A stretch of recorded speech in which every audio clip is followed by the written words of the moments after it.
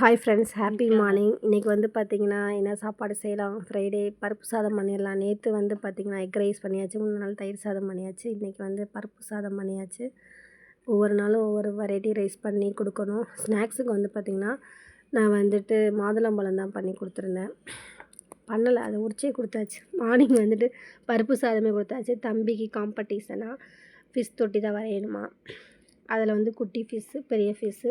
நேற்றே 2 டைம் வந்துட்டு வீட்டிலே வரைஞ்சி பார்த்தாரு. அப்புறம் வந்து பார்த்திங்கன்னா இன்றைக்கி மார்னிங் எழுந்திரிச்சு சீக்கிரமே வரைஞ்சி பார்க்கணுன்னு சொல்லி அதையும் ட்ரை பண்ணாங்க. நான் தம்பியை விட்டுட்டு வந்துட்டு எங்களுக்கு வந்து சத்து மாவு பண்ணி சாப்பிட்டோம்.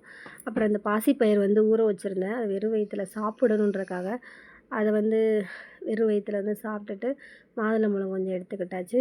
மொச்சக்காய் இந்த சீசனே கிடையாது, ஆனால் என்னென்னு தெரில, மொச்சக்காய் தான் வந்து விற்றாங்க நேற்று ஒரு அங்கிள், அவங்ககிட்ட தான் நான் வாங்கியிருந்தேன்.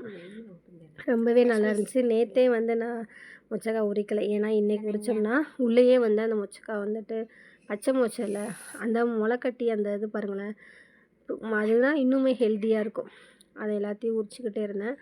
அப்புறம் கத்திரிக்காய் போட்டு அந்த மொச்சக்காய் பச்சை மொச்சையும் போட்டுட்டு கிரேவி மாதிரி வச்சுருந்தேன்.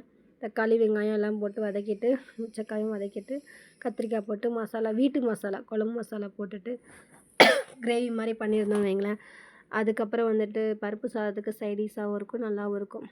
இன்றைக்கி வந்து ஜூஸ் வந்துட்டு சாத்துக்குடி ஜூஸ் தான் ரெடி பண்ணியிருந்தேன். சாத்துக்குடி ஜூஸை வந்துட்டு பிழிஞ்சு எடுக்கலாம். இந்த மாதிரி மிக்ஸியில் போட்டு எடுத்து பசங்களுக்கு கொடுத்தோம்னா ஹெல்த்தியாக இருக்கும். இதில் என்னென்னா இன்றைக்கி மொச்சக்காய் தான் ஃபேவரட்டாக சூப்பராக இருந்துச்சு. பருப்பு என்னன்னு தெரில, டைம் ஆக கெட்டியாயிருச்சு. இது கெட்டி பருப்புன்னு நினைக்கிறேன். அது ஏன் கெட்டியாகுதுன்னு தெரில. தெரிஞ்சால் சொல்லுங்கள். பாய்.